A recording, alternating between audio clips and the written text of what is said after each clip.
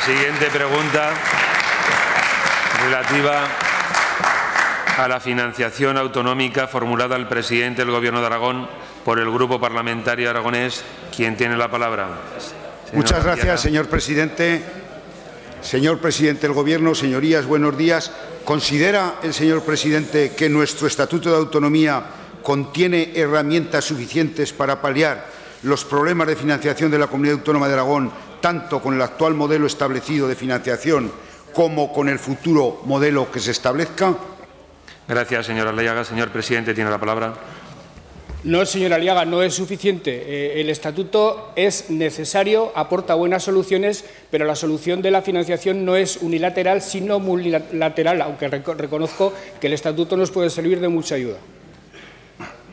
Gracias, señor presidente. Señor Aliaga, tiene la palabra. Sí, gracias, señor presidente. Creo que o formulé mal la pregunta o no me he explicado adecuadamente.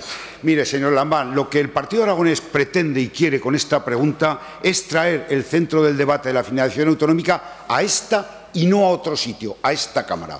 Y me voy a explicar. Se cumplen 20 años que estas Cortes de Aragón aprobaron una resolución el 2 de mayo del año 96, muy interesante, hay que mirar la historia, sobre todo para los que se incorporan nuevos a la Cámara, para que sepan el trabajo que han hecho anteriores compañeros nuestros en esta Cámara, que decía: Aragón debe reservarse la posibilidad de dotarse de hacienda foral, estableciendo un concierto económico con el Estado que dé respuesta a la singularidad territorial aragonesa. Es decir, aquellos hombres que se sentaban en estos escaños ya tenían las ideas puestas en que no era suficiente los modelos de financiación que se estaban poniendo, porque hay un peso del territorio, el peso de la despoblación más acentuada, el peso de la dispersión territorial. Aquel estatuto del 96, también que tiene 20 años, ya introdujo el famoso artículo 48, que pasó a ser el artículo 108 de nuestro nuevo estatuto, y deja abierta una vía muy interesante, vía económica, vía jurídica y vía política. Primero, a través de esa relación bilateral, siempre dentro del sistema del régimen común, abre una puerta, ese estatuto, que no hemos conseguido perfeccionar. Digo, no hemos conseguido a lo largo de esta historia reciente perfeccionar. Aunque no acepta el régimen de cupo, como los regímenes de derecho foral de Navarra y del País Vasco, sí que es verdad que se puede introducir esa vía desde el punto de vista con un soporte jurídico clarísimo y diferenciador, porque ningún estatuto de autonomía de ninguna comunidad autónoma que no sean las de régimen foral contempla esa vía.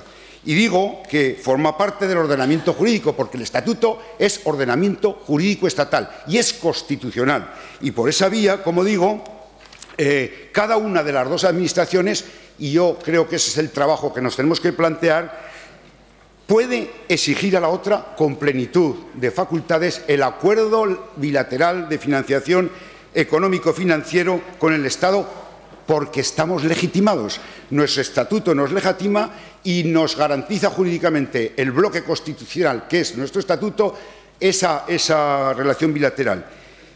Incluso en aquella proposición y en las del 2001, que aprobaron estas Cortes, cuando se estaba viendo que los diferentes modelos de financiación no resolvían el problema, y esto lo conoce muy bien también el señor Jimeno, que estaba en aquellos tiempos allí, sabe que esas proposiciones alertaban de que nos obligaban o nos animaban a calcular un cupo complementario de fondos adicionales e incondicionados. Llegamos aquí, efectivamente, ese mandato de estas Cortes y esa sensibilidad especial se viene manifestando a lo largo del tiempo, pero lógicamente el modelo del 2009 no se ha ahogado por ser un mal modelo, porque sabe usted que se dotó de más recursos, se ha ahogado por la crisis económica, se ha ahogado y ha producido tensiones territoriales entre las del régimen común y régimen foral, y también por la propia estabilidad presupuestaria que aprobaron y nosotros respaldamos con la modificación de la Constitución. Yo creo que tenemos que hacer una serie de deberes para que cuando su Gobierno o el que vaya a negociar el nuevo modelo y se siente en el Consejo de Política Fiscal y Financiera, esta comunidad autónoma vaya, y el que vaya a negociar, el Gobierno, tenga el respaldo político de esta Cámara con la mayor unanimidad, como ocurrió con el Estatuto de 2007. Pongamos en marcha esa comisión de estudio que aprobamos en la proposición no de ley de diciembre. Pongámosla. Yo creo que los que tienen mayoría aquí tienen más capacidad de ponerla en marcha. Nosotros vamos a estar insistiendo en que se ponga en marcha. Cuando el señor consejero de Hacienda tenga los datos que ha encargado un estudio a la universidad y nos consta, que va a poner luz sobre las necesidades financieras de Aragón, también nos envíe el estudio y así podemos aportar nuestras sugerencias. Empecemos a calcular, porque usted se ha referido en el Día de Aragón y ayer mismo y otras veces a la financiación autonómica. ¿Qué es lo que nos falta? ¿Son 600? ¿Son 500? Y, sobre todo, desindexemos lo que nos falta de posibles ciclos económicos, porque si no siempre nos coge el toro. Además, logremos un acuerdo de amplia base política, podemos seguir trabajando, y eso al señor Jimeno le gustará, al consejero de Hacienda. Vaya terminando, señor Aliaga. Termino un minuto, señor presidente, que es un tema capital. Con la Agencia Estatal Tributaria, con un modelo de cogestión de los tributos y, sobre todo, también, señor Lambán, el tema de la deuda histórica. Gracias, señor Calculémosla, porque yo creo que tenemos herramientas y el estatuto para iniciar en esta nueva financiación el trabajo en la comisión bilateral y el trabajo como grupo político aragonés para defender ese modelo justo con Aragón. Gracias, señor Aliaga. Señor presidente, tiene la palabra. Gracias, señor presidente. Señor Aliaga, estoy sustancialmente de acuerdo con usted, como no puede ser de otra forma. Para solucionar el problema de la financiación, yo diría que el estatuto es una condición necesaria.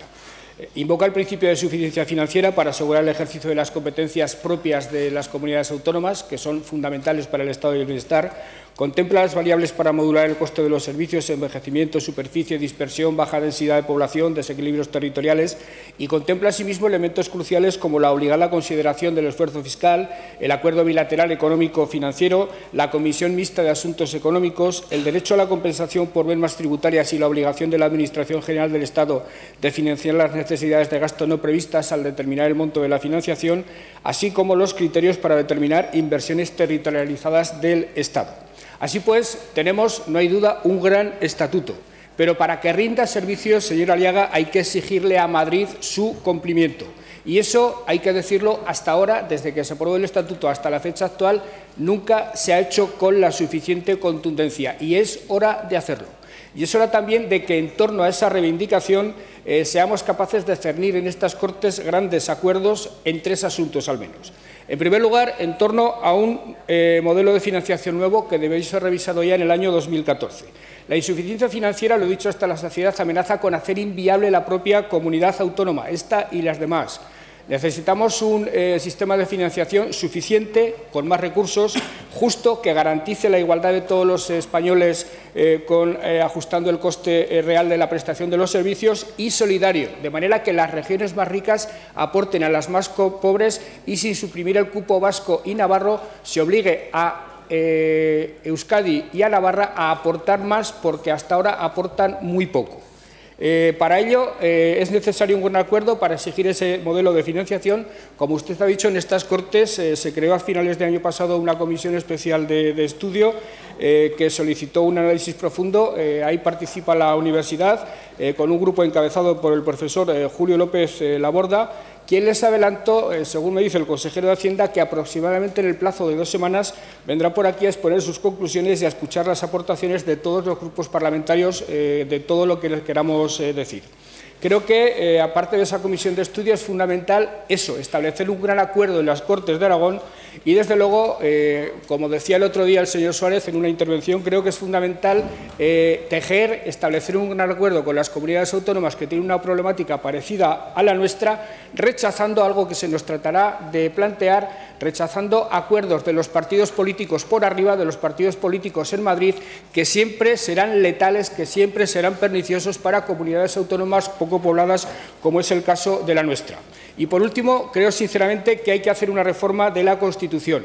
Se trata de blindar derechos y asegurar, en vez de techos de gasto, como establece el artículo 135 de la Constitución actual, que yo creo que hay que modificar, establecer suelos de gasto, para evitar que situaciones próximas o futuras de crisis puedan vulnerar el estado de bienestar. Los gastos propios del Estado de las autonomías, los gastos propios de las autonomías son gastos fundamentalmente sociales que no tienen que relacionarse con la marcha de la economía, porque justamente cuando la economía va mal es cuando más necesarios son este tipo de gastos. Por tanto, hay que blindarlos de alguna forma y hay que planteárselos como algo contracíclico, como algo que no funcione ajustado a los ritmos de la economía, que siempre serán distintos a los de las necesidades sociales de la población. Y, por último, creo que nos tenemos que plantear con toda rotundidad, porque creo que es nuestra obligación como representantes del pueblo aragonés, exigir el cumplimiento íntegro del Estatuto de Autonomía de Aragón y, en especial, exigir el funcionamiento pleno de la comisión mixta establecida en el artículo 108 del Estatuto de Autonomía. Eso es absolutamente fundamental y, en mi opinión, debería tener como preámbulo en cuanto a su cumplimiento algo que también plantea el Grupo Socialista que se empiece a trabajar, que es la cogestión de la agencia tributaria en la marcha a esa corresponsabilidad fiscal que debe ser el corolario normal, el corolario que debemos tender a conseguir de una reforma del sistema de financiación que incluya también la adquisición de responsabilidades en la fiscalidad por parte de las comunidades autónomas. Gracias, señor presidente.